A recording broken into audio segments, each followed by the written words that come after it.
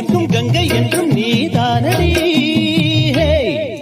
சித்திர மாசத்து பூங்காத்து